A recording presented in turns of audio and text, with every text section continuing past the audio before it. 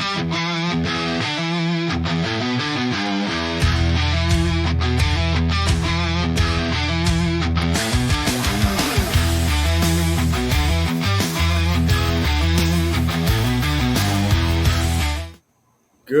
evening, everybody, and welcome back to another episode of Breakfast Bites. A little bit different show this week. No former player, but we have on our good friend, my golf buddy, the Orlando Sentinel's rider, Edgar Thompson. How you doing, Edgar? I'm sure I am your golf buddy. I think you've taken me for like $100 the last 75 the last two times we've played. Even the docket. Yeah, I was down like $82, so it's good to get back to even. And I get a lot of strokes for the listeners out there. More than I like to give away, but someone else that's trying to get back to the even is Billy Napier, who's 21 and 22 as the University of Florida's head coach, which is I think the worst record since World War II. Edgar, let's just go back a little bit to the Texas game. Did that surprise you? What were your thoughts on just not the environment, but how the Gators played? It's kind of, Billy said this is kind of the team he thought he had coming into the season week one. What did you see that changed, or were you surprised by the effort and the result? I picked him to win, but only to kind of keep things interesting. I wasn't so sure. I did think the swamp was going to play a role with Arch Manning, as it has with the quarterbacks are too long to list, but there have been some real nightmare performances by pretty talented guys. I think Cam Ward might be the only guy who's really come in here and just dominated an entire game. Bryce Young played really well the first half that proved enough in that game, 2021. Otherwise, people fall apart. But the Gators had a lot to do with that. I mean, the opening drive, they just laid it down physically. Dallas Wilson, running over, carrying two guys, knocking a guy's helmet off, and we'll get to him, I'm sure, in a minute. What a game changer he was. But just the physicality up front, and then they went to the defensive side and brought it from on that side too. So this team plays hard for this coaching staff, and Billy Napier's really the one constant on the staff through all these years because they've always kind of fought. They've never really, there are a couple of games where they just kind of no-showed and laid down. Kentucky maybe in 2023. The Las Vegas Bowl is not really a fair barometer because of opt-outs, but that was a bad one. But there haven't been a lot of games where it's like, this team just didn't bring it today. And they brought it. And Texas, I don't think is as good as we thought it was. And the Longhorn lines, particularly the O-line, is pretty shaky. And the Gators, man, took advantage. But it's a whole nother deal this week on the road where they don't win and playing a team with better lines. Yeah, I don't think Napier's beaten a team that finished the year with a 500 record on the road. Oh, really? Okay. Yeah. No ranked. 0-13 if you include the Las Vegas Bowl. But in fairness, I'd just say regular season 0-12. So they need this to be lucky 13 and win one finally. Well, the speculation for the last several weeks starts with USF. The questions last year, is Billy Napier the guy for the job? He wins his last 4 games, comes in this year, lays an egg all throughout September. There was an article, I believe you caught it right before the show. Brett McMurphy had a quote that said from a source that there's still a divided camp at Florida. The administration would love for Billy to win and be successful, but the guys that pay the bills are saying he's not the guy. And that's obvious. 21 and 22, his resume speaks for itself. Is there anything you're hearing in Gainesville along those lines that, something maybe different between the fans and the administration? Well, the sense I get from fans, I don't talk to many of the big money people. There's only a small cadre of them, and they keep it pretty tight circle. But I think fans have made it pretty clear. The general fan, they think they've seen enough, including yourself. And then they're media people. I won't name the person, but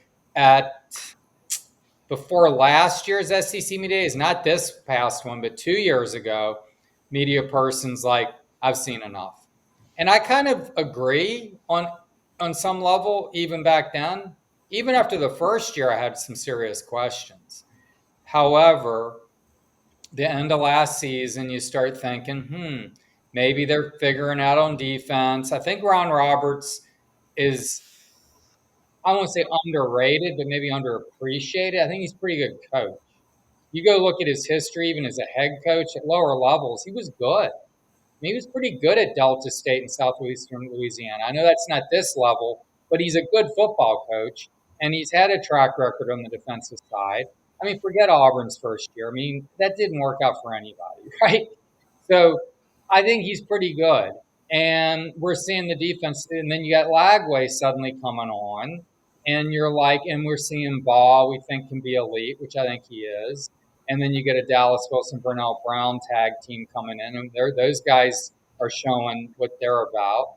Suddenly you're like thinking, but that USF game's inexcusable. I mean, someone even used that word with me who is involved in a lot of the could be ultimately involved in the decision. That was the one that's going to really hang like a stain for Billy.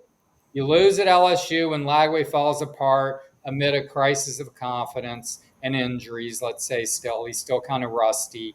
And then Miami, you gave a pretty decent game for a bit, and Miami might be the best team in the country. You're kind of like 2-2 or 3-2 right now, and you're going, yeah, that's not bad.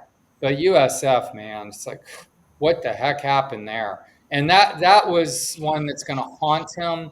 However, I do think he's being given a chance. I threw this out to someone. What if he wins 5 of 7? Suddenly you're 7-5. That would mean DJ's playing a lot better. It would mean Wilson's probably emerging as a star. Vernell Brown continues this trajectory. You got Baugh, young interior defensive lineman. We talked to Mekhi Barrow tonight. He's very impressive. These young guys are pretty good. Miles Graham's a complete stud, best linebacker I've seen her since Jared Davis. You got some pieces, and you're like, we don't really want to lose that at 7-5 if you lose 2 games close along the way. But we're going to be talking again the same thing next year is my fear. Yep. And Billy would have to really just radically change his philosophy, bring someone in, hand it all over the entire offensive scheme. And that's what he'd have to do to save his job at 7-5, but I still don't know that'll be enough. No, I agree with you, Edgar. And real quick, before we jump into the next segment, just a reminder, guys, we are part of the Stadium and Gale Network and brought to you by our partner, Norris Norris, PA, out of Lake City, Florida. Norris Norris, PA is a preeminent law firm serving North Florida since 1985. You can give Guy a call at 386-752-7240 if you need any assistance with business law matters, real estate, wills, or trust and estate planning. And again, we've got Edgar Thompson at the Orlando Sentinel on, and Dev, I'll kick it over to you. Yeah, no, I want to hear Devin. Will's always on a rant. I got to hear I know. these guys. Well, I mean, Edgar, in fairness to me, there's been a lot of things that we can rant about recently, you know? Right. I mean, No, I love a good rant. Right. I do too. Sometimes it's necessary to get out there on Twitter and vent to the masses. Yeah, what do you got, Devin? Edgar, it was nice meeting you on Saturday, man. It was man. good to put a face with the name. You know, the coaching staff gets a little bit of goodwill on Saturday. They go out and turn in their best performance of the season, the best performance that we've seen in the swamp since the Ole Miss game last year. What did you make of 30 minutes after the game? The general manager for Billy's staff, Jacob LaFrance, jumping on Twitter and gloating a little bit as the team improved their record to 2-3 with his Sunbelt Billy and the Boys tweet that made its rounds on Gator Twitter and fired up the guys like Will Norris. Well, yeah, and Brett McMurphy, as we were talking about the article and on 3, you know, Brett kind of came over, longtime ESPN guy, went to Stadium or whatever, and now he's at On 3, and they're building up a pretty good cadre of guys over there with him, Chris Lowe, and some others nationally. But yeah, I mean, I missed it, but then I caught it the next day, and I'm thinking, you know, I think Andy Staples might have tweeted about it. Mm-hmm. It's a little premature. I wouldn't start. It's like you birdie the first hole, right? And you're like just pumping fist and. I might say they've had a couple double bogeys and they finally got a birdie back on about hole number 8 or 9. Yeah, Exactly. still Billy at shot any point's good 45. for me. It's good at any point for me, but we're talking about guys that should be on the PGA No, Tour. it's like you make a triple, a double, a triple, then you make a birdie, and you're like, yeah, man. Like, and then you make another double. I mean, it's like you don't start doing that after just one moment. And it was a big win. It was a must win. It was without it. Billy's like literally one more loss, maybe this weekend away. I think he'll make it through the bye week now at the very least. I think he'll make it to Georgia, and then we'll see if they were to lose this weekend, is what I'm going with. Um, and then if they lose that 3-5, it's like maybe you like decide then. But he's got to win two of the next three to be coaching at Kentucky and Ole Miss for sure. Right. And you've been doing this a long time. This is year 4. He's 21 and 22 in his tenure. He's never been more than 2 games over 500 in the 4 years that he's been here. It seems impossible. Brett McMurphy, the phrase that he used was that it's going to require a magical run for Billy to keep his job. Mm-hmm. With the schedule that we have left, do you see that magical run in him? I mean, still 4 of the top 12 teams in the country on the schedule. FSU still kind of hanging on to a top 25 ranking. Do you think a magical run like what we saw the last 4 games of last season is in the cards in 2025? Well, in the reality, everyone's kind of poked holes in that 4-game run in that LSU was dysfunctional. Ole Miss really just blew a lot of opportunities. Dart fell apart, unlike any time he had all season right at the end. FSU was terrible. And Tulane, they're up 6-0 at the half, where the Gasparilla Bowl PA guy was like almost angry. He's like 6-0, lowest scoring game in 18 years. I mean, he was like mad. I mean, we all were mad. It was horrible football. So the point is, it wasn't like some scintillating run through like murderer's row there, but they did what they needed to do and created some momentum for sure. And then DJ Lagway's injuries kind of undercut some of that momentum. And but yeah, a magical run. I mean, of course, I'm not betting on it. I mean, you'd have to be a fool to bet on it that it's going to happen. I do think DJ is a pretty special guy, but he's also seems to be banged up a little bit again. That's going to limit his mobility against a team that's extremely effective, pressuring the passer and creating negative plays. So that's going to be tough. But Dallas Wilson, man, whew, what a transcendent kid that he looks like, and Vernell Brown's special. So and Baugh, I mean, if you can get that get that run game greased up. I mean, 107 on 27 carries is workmanlike and then some. That's some old school running the ball. So they got a shot, this week, but for sure. And A&M 16-10 with Auburn. Auburn sacked Reed 4 times. The Gators are going to have to kind of do that same kind of thing to stay in a game.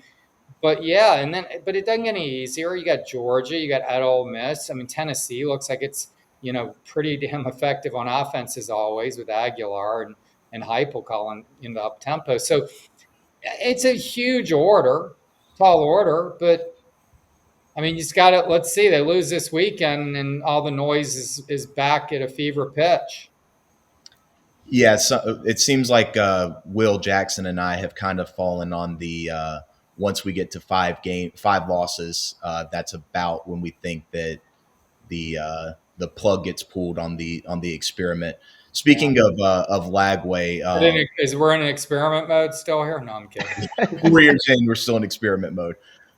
Speaking of Lagway, and we saw he got a little bit banged up in the Texas game. I know that you got a chance to talk to him this week. What did you hear from DJ this week, and what can we expect to read in your story? Well, surprisingly, he wasn't gonna. He spoke the other night. No one asked him at A&M, and so afterwards, I was like, "Hey, we're getting him what day this week? Hopefully, Wednesday's a little late in the week. Like I'd be writing that right now, and kind of like tomorrow, the window starts closing on people's interest in reading stuff as the week gets later." And they're like, "Oh, he's not speaking." I said, "What?" So next thing I know, Billy's hooking me up with DJ after practice Monday night. I mean, I'm not going to argue. So I spoke with him. He's an impressive kid. I mean, he came in and spoke after the LSU game, didn't shy away from that. Miami, same thing. No one's pushing him to the podium or the dais. He's coming. He understands it. He gets it. I realize he's making a lot of money and all that. People will say, well, Corey, he's getting paid. Yeah, he doesn't have to do that. There are plenty of NFL guys that hide in the shower after performances like those two. So to his credit, and we spoke the other night, and he's pumped, man. He's going back to Willis, Texas, or going back, to Texas A&M, which is 75 minutes northwest of Willis, where he grew up. It's an Aggie footprint, Aggie town. His mother, I spoke with today, Nikki. She's on the board of trustees at the school, and the president of it is a big Aggie. And he's like, I hope DJ has the best game of his life and still loses by 1 point. And that would be a very Billy Napier way for things to happen. Well, no, and I'm like, you really want the kid's heart broken like that? I mean, that's pretty brutal. But he's going to have a huge contingent at the game. The mom she has 4 tickets. She's like, I couldn't turning down Pee-wee kids that play for a team called the Gators. 3 kids, she had to say, I don't have tickets for you. Like, they're like, please, let me go see DJ. And they even play for a team called the Gators. So it's a cool story. It's a great opportunity for the kid. They tried to flip him at the A&M, Elko and that group when they came in. He was set on the Gators. He's like, look, I'm the kind of person who, when I commit to something, I'm committed. And he committed to Florida December in 2022. I mean, a full year before his commitment was even due. He's a Napier guy. He thinks Napier conducts himself in the way that people should, day in and day out, even keeled, steady Eddie, he called him. He said he loves ball like me. And he said he behaves and carries himself in a way you kind of aspire to become a man. I mean, Billy carries himself incredibly well. It's just on Saturday, man, when it doesn't click for whatever reason, whether he's trying to do too much, whether he gets overwhelmed in the moment, doesn't think clearly, whether the minute he's off script, he doesn't have a feel for it. I don't know what it is. Maybe it's all of the above, but he really put himself in a corner by not hiring someone to take that load of play calling and offensive schematics off his plate. And now it's all on him, and he's probably going to go down with the ship as a result of it. Yeah, and this will be the 4th time Florida goes to College Station to play Texas A&M. 2-1. They won one in 2012, one in 2022, lost in 2020. I was there for the 2 wins. I was there in 2012 for Johnny Manziel's. Oh, were you? Yep. A 14-year-old Devin was there with his family in the upper deck of the pre-renovation Kyle Field. Yeah. No, yeah. I remember. So I was at that game. It was my first one with the Sentinel. And it's funny, Mark Long and I, who I do a podcast with, AP writer, we're talking today, and he made some offhand comment. Now, he said he didn't, I maybe took it the wrong way. I think he did say it, that this defense is even better than any that Boom had. And I said, well, hold on. 2012's defense, man, was really good. And I was recalling that game, and I said, they had first-year freshmen. I said Morrison, Bullard, I remember from that game, distinctly. And Fowler, Morrison had 6 tackles. Bullard had 4, including one half for loss in a hurry. I mean, these kids already at 18 years old were impacting the game, and Fowler himself too. So that was an impressive defense that year. But you know what happened that game? Menzel was really looking great. And then for some reason, Sumlin kind of reined him in the second half. And you were kind of like, that kid was spectacular. I'd never even heard of him. I had no idea that guy was. I think Lorente McCray had a chase down sack. Yeah, he did on the sideline. Yeah, it was highlight reel. Lorente McCray played Jags special teams for a number of years. A decade. Yep. He's from Denellen, just down the road. He was an interesting kid. But yeah, that defense was elite. But then in 2022, as an Anthony Richardson show against a flu-ridden team with Jimbo Fisher, and the whole wheels were coming off that program.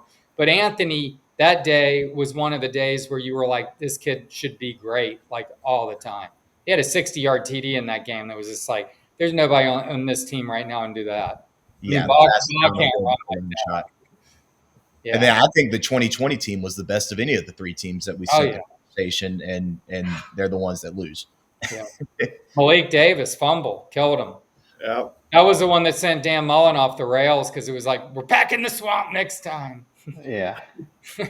Well, so Edgar, speaking of going off the rails, you just mentioned that you've been covering the team since 2012. So 2002, actually, 2002. Okay, five so 2012. seasons, and then I was gone back in 12. So Okay, this so is you my have 19th year. okay, so you've covered the Gators at their height with Urban Meyer, and then you've seen quite a few coaches who have it go off the rails. Oh, From yeah. a media member's perspective, it's obviously much different than a player or former player or everything.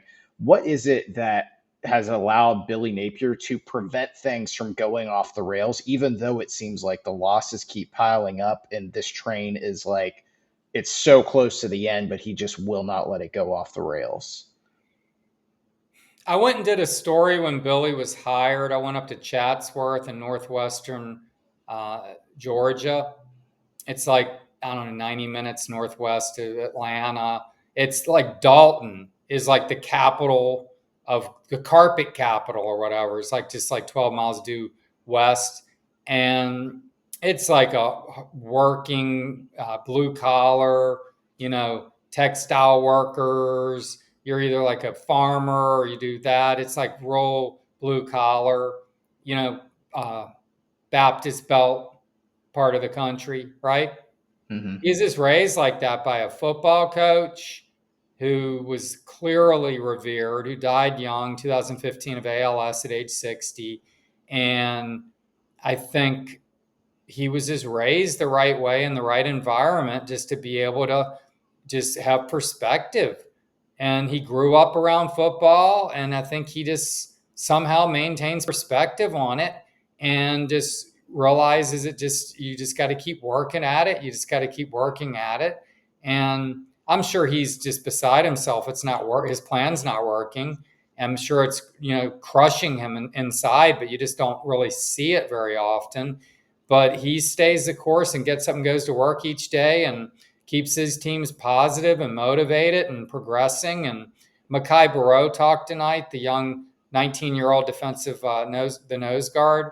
I guess he plays nose mainly.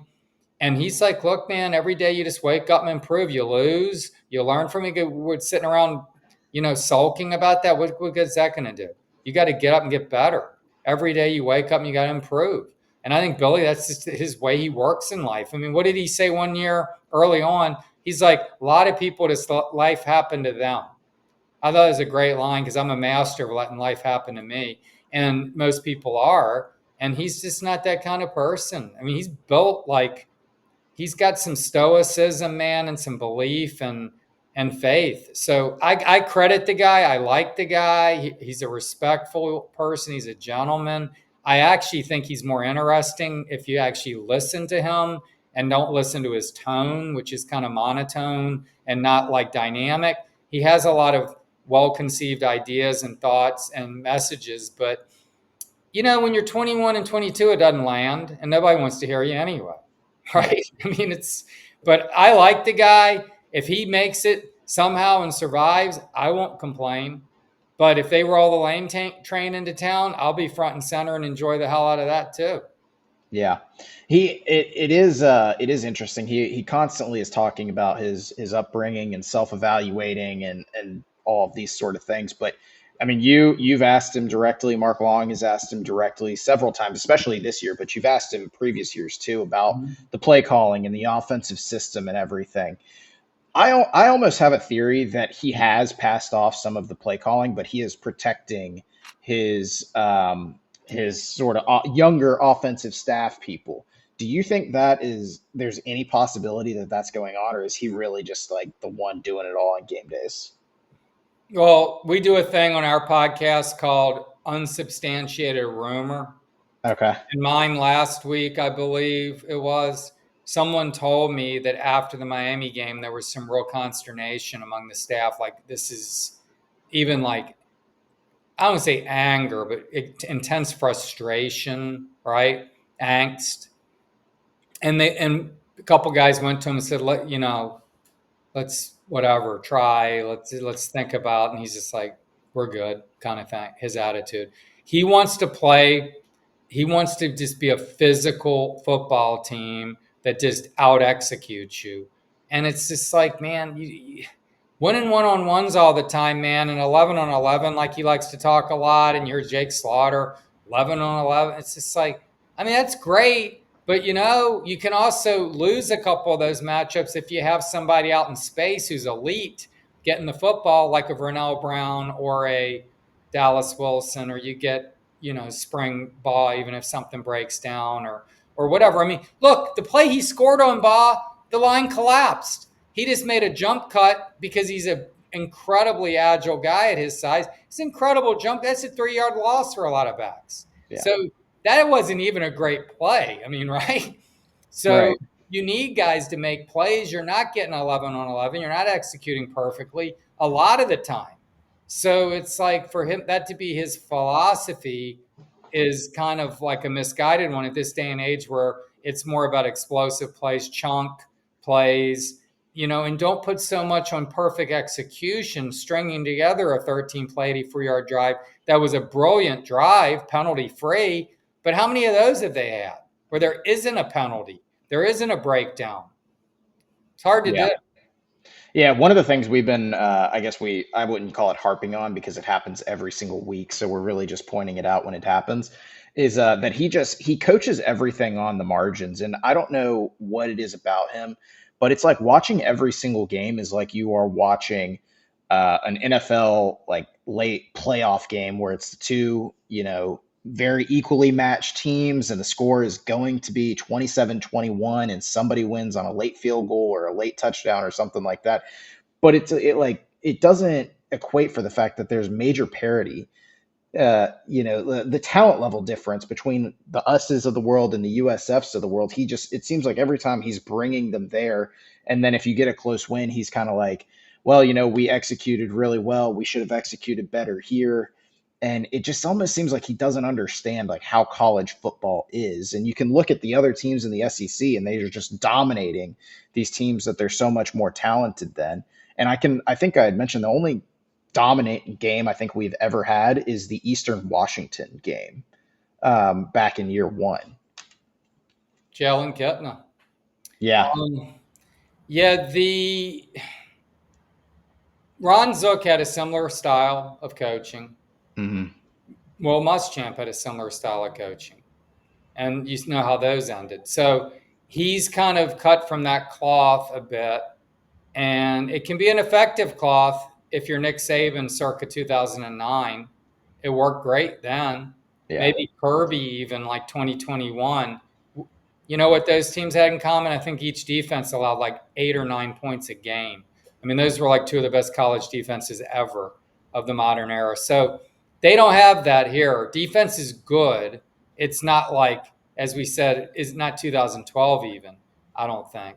No, Good. I mean, that 2012 defense wouldn't have let Texas score after the Hayden Hansen fumble because they had to do that all the time. And even Nick Saban ended up hiring Lane Kiffin and Steve Sarkisian. Well, what I'm saying, but he changed.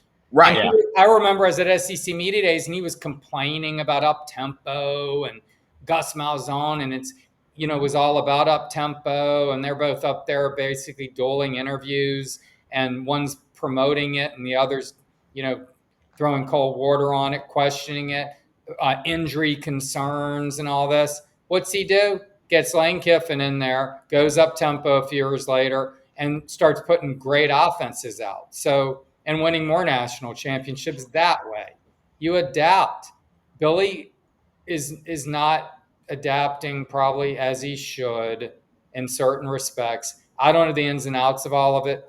I do. So I was on Shane's show today, Shane Matthews, and we were going back and forth kind of arguing because I was just talking about the plays at the end of the game. Like you're getting in these third and whatevers and you're running ball to the right. That's a terrible call, I thought. He lost 3 yards. I mean, fake it to Bob. Throw that little tight end out in the flat or get someone in space a little bit. He was hitting those crossers like all day long, pinpoint. Throw another one of those. Get Dallas Wilson, get the ball in the air to him or just throw him a screen pass and let him run over 3 guys. I mean, I don't know what that call was, but he does stuff like that. And Shane's like questioning that all those calls were fine. But that's kind of Shane's game. He doesn't question the calls much, but I think that Billy did get to conservative. I mean, the one where they settled for the field goal and it was 3rd and 9, everyone was uproar because they ran ball. But why'd you get to 3rd and 9 in the first place there? It's like you hit a 60-yard play that was like the most spectacular of the day, arguably, along with the Dallas Wilson 55-yarder. Those two plays are like highlight reel for the season.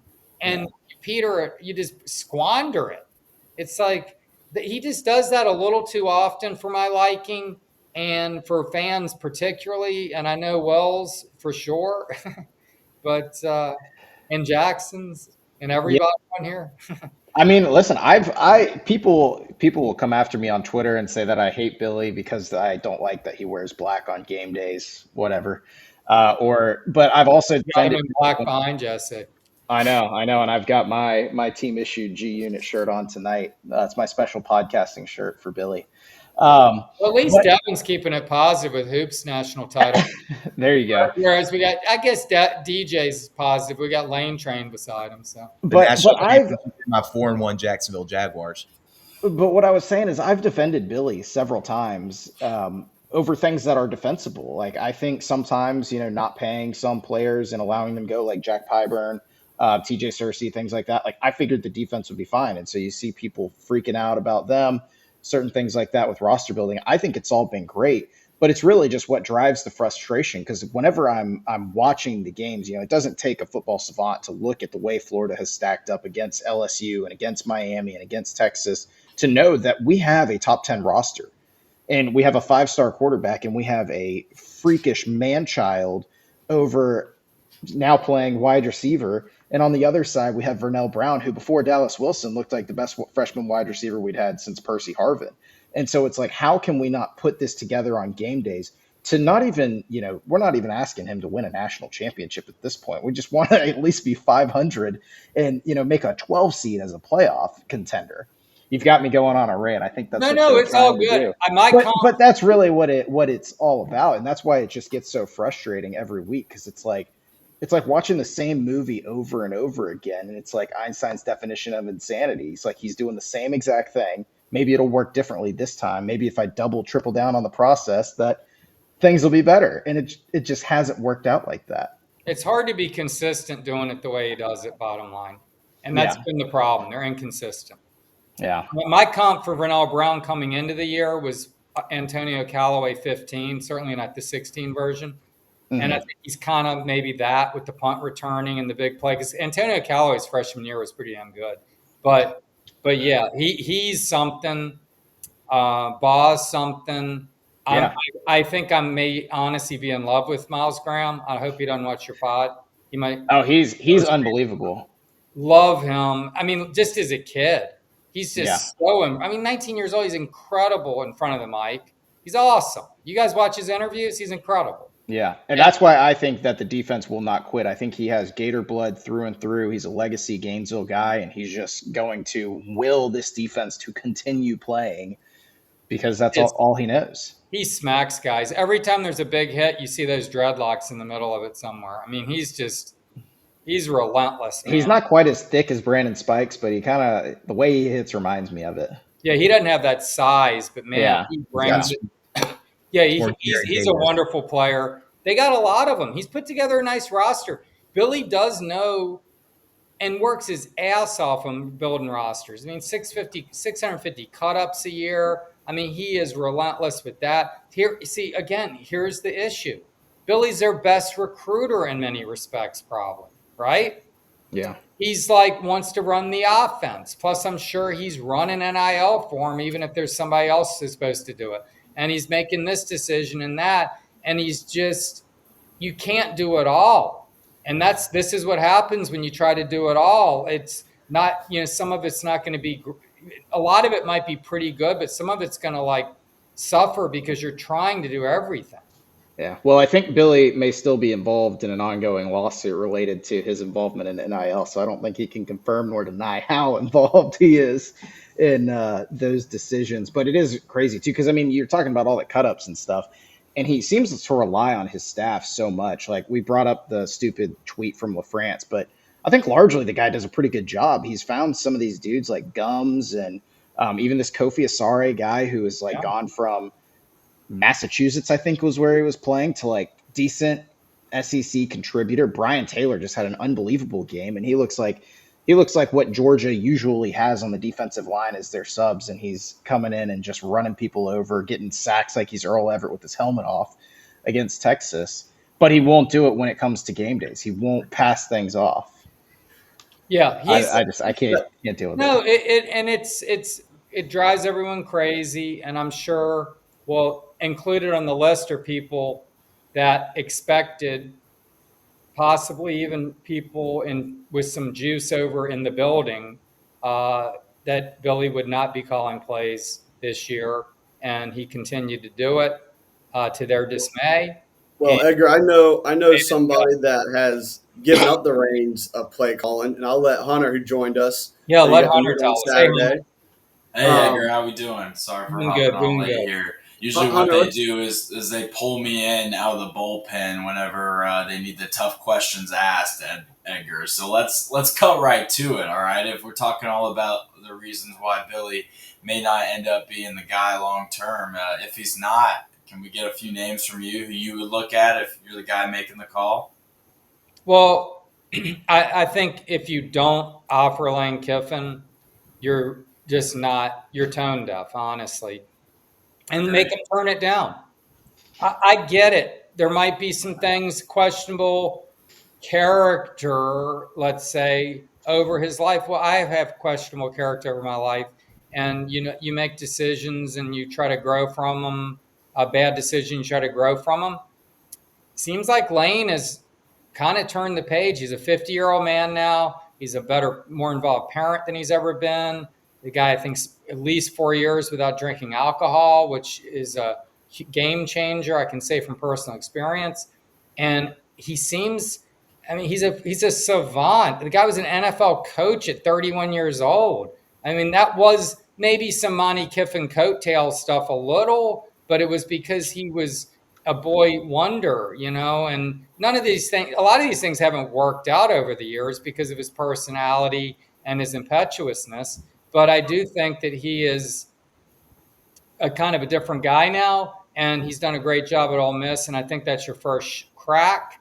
If you don't get him, I think there's only maybe a couple other guys who could really excite the fan base, because you have to excite the fan base and the donor base when you're doing $1 billion renovation of the swamp. You have a $20 million nut for rev share every year, and you're trying to raise money with the collective for NIL. On top of that, you got to really excite people to write checks, buy tickets, buy everything.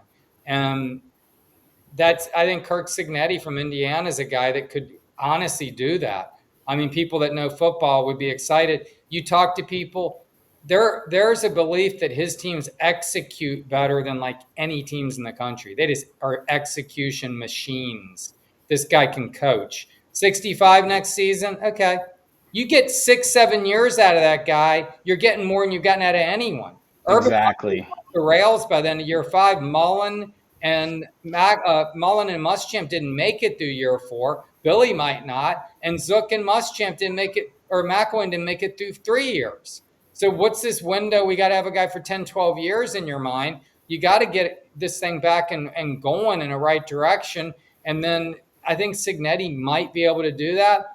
I mean, people have talked about Marcus Freeman, defensive-minded, super impressive. He could probably recruit his ass off here, and he's incredible in front of the camera, probably a great players coach, culture guy. I don't know that I love that, but he'd be good. And the other name you keep hearing is Drinkwitz. Not really that sold on that one.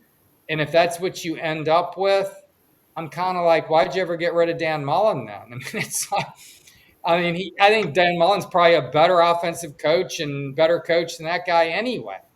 Dan Mullen's 5-0 this year. First time since like 1984 for the Running Rebs. I get why they got rid of Dan, and Dan was kind of checked out. I understand it, even though there was maybe ways you could have made it work. Maybe I just don't know what I want to behind the scenes enough. But he was pretty elite, man, on Saturdays, but he wasn't so much on other days.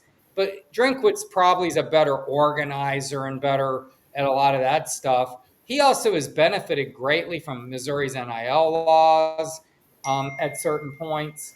And I don't know. I think that I think it should be Kiffin and then Signetti, Freeman, and then Drinkwitz, I guess, would be your fallback, which doesn't excite me a whole lot. I don't know what other names you guys have in the mix.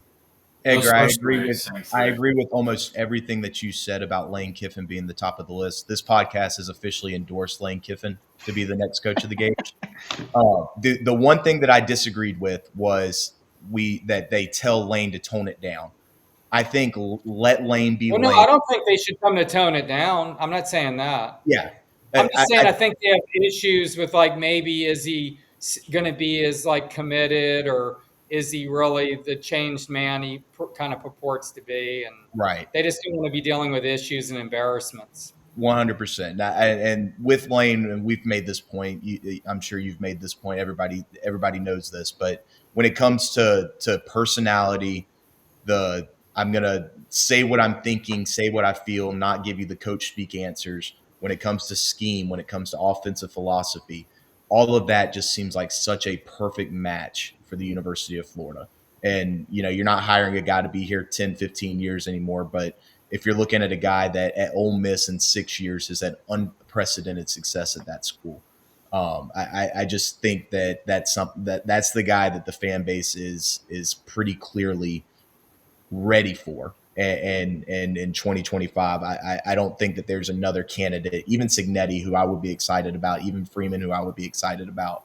I think that that Kiffin stands above all the rest when it comes to candidates and guys on the list for who we're going to hire next year. Yeah. And what's made Florida is spreading the ball out and scoring a lot of points. And that's what Lane Kiffin does. And that's who we need in Gainesville. Hey, by the way, don't bag on Johnny Vaught too much, Vaught Hemingway. I mean, he won a national title and like 6 SEC titles. So Yeah, that was pre-integration. I mean, but it was pre a lot of stuff. But I'm just messing with you. But no, Lane has done phenomenally. I think he's the no-brainer. I hope that that's where they go if this thing doesn't work out, and I don't think it's going to, and it's not. But it's not over yet. Well, Edgar, I know you're a busy man, and we'll get you out after this segment. But every guest leading up to game time, score prediction for Saturday night in College Station. What do you got? I mean, we pick it for the paper now. I have a new editor, and he likes doing that. I picked it 23-17 A&M. I think that covers the spread, doesn't it? Or is that it's 7.5? I just think Marcel Reed, man, I was very impressed with him last year. He got pinned early down by the goal line last year and made a really nifty run to kind of get things going for them last year.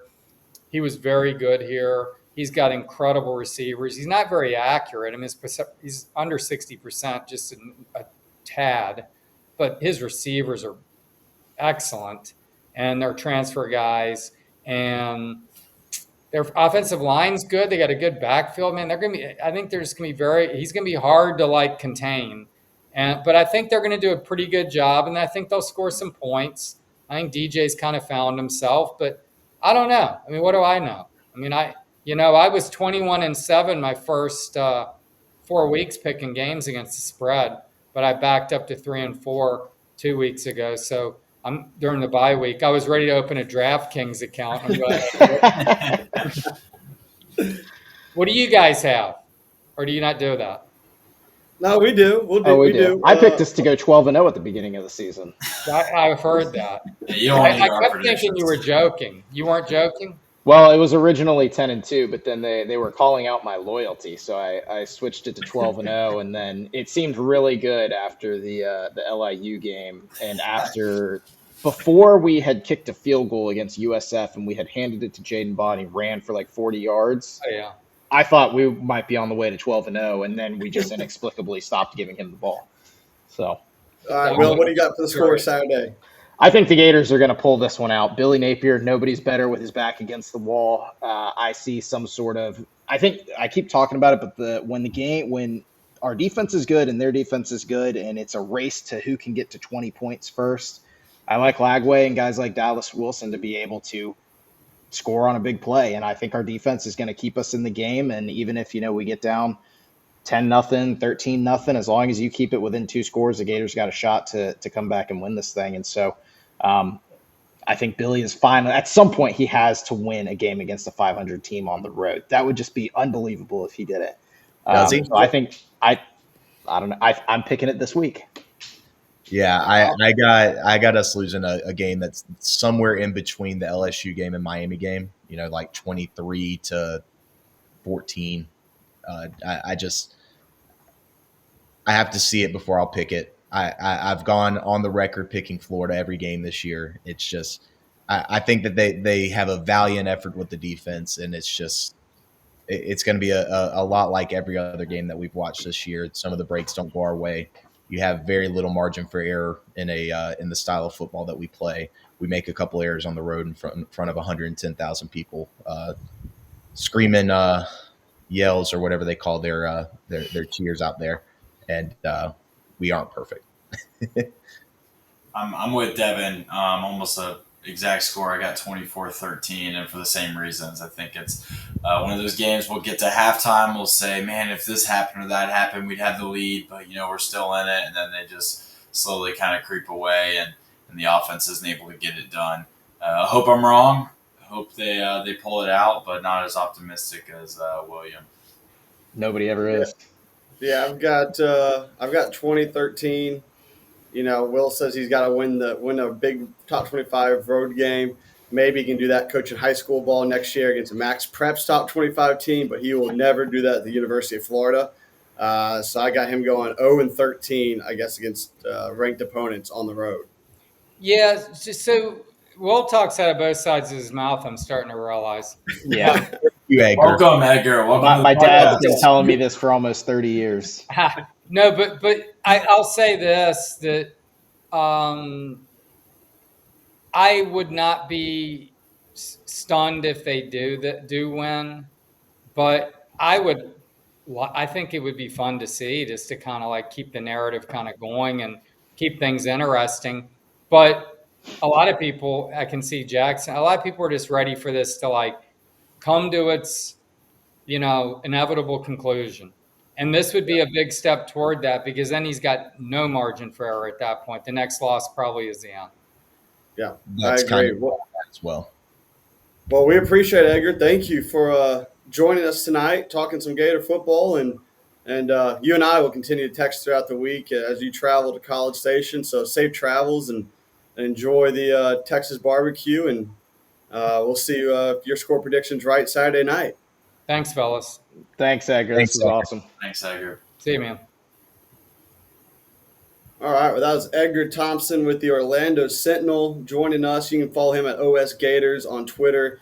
You can find his podcast, Swamp Things, on Apple and Spotify. He does that show with Mark Long of the Associated Press. Very good podcast, very informative, and that was a good episode, fellas. He was very insightful. He gave us his list. He's all aboard the Lane train, just like we are. I'll start with you, Dev. What kind of stuck out throughout our conversation with Edgar? Yeah, Breakfast Bites is going to be breakfast buffet this morning. I really enjoyed getting to hear from Edgar. I thought that some of his insights on his conversation with Lagway was really interesting. He scared me a little bit there early with what he was kind of describing the path to Billy keeping his job, which is always something that makes me uneasy. I know it makes Hunter and yourself and Sam uneasy too. Will has seen the path since August, so we're on opposite sides of the aisle on that one, but we'll persist either way. So I really enjoyed talking to Edgar. It's awesome. We'll have to get him back on hopefully after we're midway through this coaching search. Yeah, I appreciate that he listens to the show, avid listener. So I shoot him the link every week, and glad to have him on and get his insight. And I thought it was unique. We talk about how Napier doesn't really ever die, and him going up to I forgot somewhere 85 miles northwest of Atlanta, talking about his upbringing. It's all good stories, right? Like, I get it. Good guy, but you're making almost $8 million a year at the University of Florida. I'm over that narrative. You know, it's time to win a ball game. Sam, what do you got? I know you missed our episode, but Yeah, hi just kind of guys. touch on Napier and this team not quitting. Well, it sounds like I missed a lot. You did. You missed a one-on-one show with Will and Edgar. I came on. I was confused. I thought Jackson and Devin were just watching like me. It was just Will and Yeah. Edgar. That's Edgar was asking me to rant, and he got me going. That's sweating over here. the showdown. Gator Twitter has been just dying to see. Will Oh no! I don't think Of I've tweeted course. anything. I don't think I've tweeted anything negative at Edgar in years. Shocker. Well, he jumps on and Will helps him out. kicked him off. Yeah. I will say one of the interesting things that Edgar said was him and Mark Long's segment about unsubstantiated rumors. You know, there's got to be a little more to the unsubstantiated, air quotes, probably unsubstantiated. So I think he knows some things. If you showed up to the tailgate Saturday like the rest of these guys, you would have heard that. I might have. Several days ago. That's why I had to ask him on the pod. I needed to get him on record. If I'll say anybody this. has any unsubstantiated rumors, our DMs are open for them. I was just gonna say, when you see different articles like the one that dropped, was it this morning or yesterday, the Brett McMurphy? Yeah. You see that one, and then you hear stuff a few weeks ago. You just gotta let it play out. You're gonna hear things on both sides, right? You're gonna hear the we're hearing he's staying. You just gotta win this game or that game. Oh, we're hearing he's gone no matter what after this loss. Like, it's all talk. It's all talk. You just gotta let it play out, and whatever happens, happens. I just think people get caught up a lot in what they're hearing with this kind of stuff. The games will handle themselves one way or another. With this guy, I won't believe it until there's a literal press release. I won't even believe the Pete family tweet. Like, I'm gonna need the actual press release, because I won't. It just won't happen. The vision of how this is going to happen has come to me. It's going to be a close moral victory kind of game on Saturday night, where we'll see a lot of good, but they make one or two more plays. We lose a tight game in College Station. We're feeling good about, the staff's feeling good about how they've played for 2 weeks, and then it's homecoming, and they're playing against a team they out-talent. They're wearing their throwback uniforms. They see Jeff Lebby on the other sideline. They see the Mississippi State logo on their helmets. And then all of a sudden you look up and it's the fourth quarter. It's 20-17.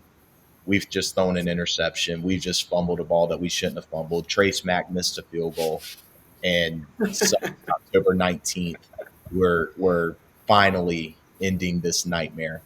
I hope we don't lose, obviously. That's just the vision that I have for how this train wreck ends. He's got his 3 bottom-tier SEC losses in the bank already. Vandy, Kentucky, and Arkansas.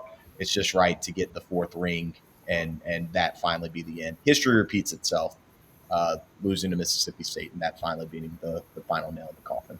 Well, if history repeats itself, are we going to keep him on for the rest of the year and knock Florida State out of the playoffs after they went out?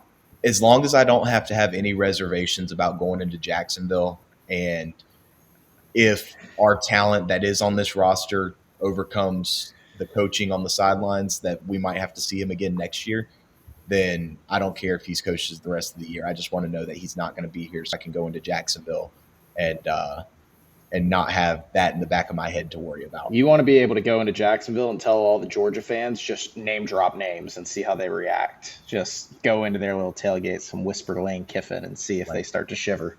Yeah, they will. Sam, you have a score prediction? We gave ours with Edgar right there. What do you got this weekend? I'll keep it close and hopefully I don't drop. I think we'll keep it close until the third quarter, and then A&M will pull away. I do think they beat us by double digits because I've said they're a good team, and I also have some other agendas to push. Give me 31-17 Aggies. It's just hard to believe that this defense can allow 31 points unless the offense just shoots themselves in the foot. Yeah. I said defense will keep it close in the third quarter, and then some some Billy stuff might happen, some fourth down calls, this, that, and it's just maybe our 6-star long snapper, throws one into the end zone and they jump on it, something like that. Sam? No, I'm thinking far worse. Like some of the I'll leave that to Gator fans' imagination, which can be very wide with what we've seen from this head coach. Some of the underlying stats with our defense kind of point to that they're playing above water right now, a little bit better than what those underlying stats might say. So hopefully that doesn't regress itself to the mean. If it does, then this could be a game where A&M gets up into the 30s, and I don't think that we have the offensive firepower to keep up with them. Maybe 31 was being not fair to the defense. I do think it will be double digits, so maybe I'll retract and go like 27-13. We could hit the 29 mark, Sam. The Billy Napier special of winning a big game at home. Maybe that's what Mike Elko does to us on Saturday night. Ooh, this game just screams a Billy Napier sad field goal. I don't know why. They've been going around a little bit. I think we could see one of those. As long as he keeps the shutout streak intact. Oh, my gosh. Oh, we got going, baby. Again. That's all we've got. This guy's about to drop to 21-23. I couldn't believe the stat in the McMurphy article that he's never been more than 2 games over 500 in 4 years. Disgusting. Well, hell, he's never started 2-0. Atrocious. I think first coach in 75 years to never have finished the season ranked. 75 years. I think that article said that he started 11-9, and that was the highest over 500 that he had gotten, and then lost 6 straight games. And then he got back to, I want to say he got to 20. What did he get to? 20-19 this year before he lost to South Florida. Yep. 2019. God bless the guy, man. Have some faith, fellas. I mean, I just picked us to lose, so I shouldn't say that. But I mean, coming off a win, it is interesting listening to Gator Twitter and different people out there, podcasters like us. I mean, 4 or 5 of us just predicted A&M to win, right? But it's interesting. You come off a win like that, and a lot of the noise that you're still hearing is overwhelmingly negative, which I get why. I understand why. It feels a little off, right? It feels a little odd. Well, the coaching staff is still excited about the win from Saturday. It's Thursday morning. They might have turned on Texas A&M tape by now and turned the page to Texas A&M. Sunbelt Billy and the boys got us, man. Let's shout out to one staff member, which 2 of our hosts have worked for, Coach P. Coach P. That's how you read a room, baby. That is how you tweet after a win when you know you're still 21-22 these last 4 years. So yeah. We'll give a shout out to old Coach P.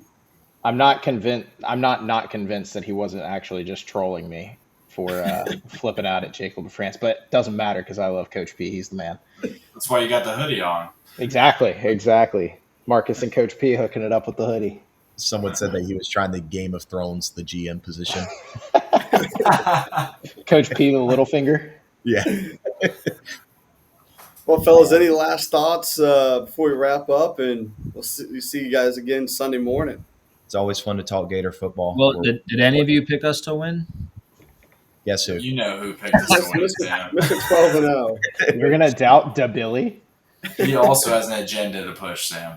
I think this was the game that whenever I had originally picked us to go 10-2, this was one of the games that I had us losing, along with Miami. I think all of us did. But now I'm convinced we're going to win it. So let me get this straight. You had him at 10-2, and this is a loss. And now after watching 5 games, you said, you know what? I've changed my mind. I think Texas A&M's will win. Well, yeah. See, Hunter, you see what happened was in the preseason, I thought we were national championship contenders. And then the first part of the season happened, but then we had the best bye week in the history of bye weeks. We came out, we beat Texas, and so some are calling this the mini bye week, and so Texas A&M, let's do it. Pretty soon we'll have the bye week. Not too much longer, right? Hey, like Lovelace said, the season doesn't start till after your first bye week. So, preseason is over. We're 1-0 as far as I'm concerned.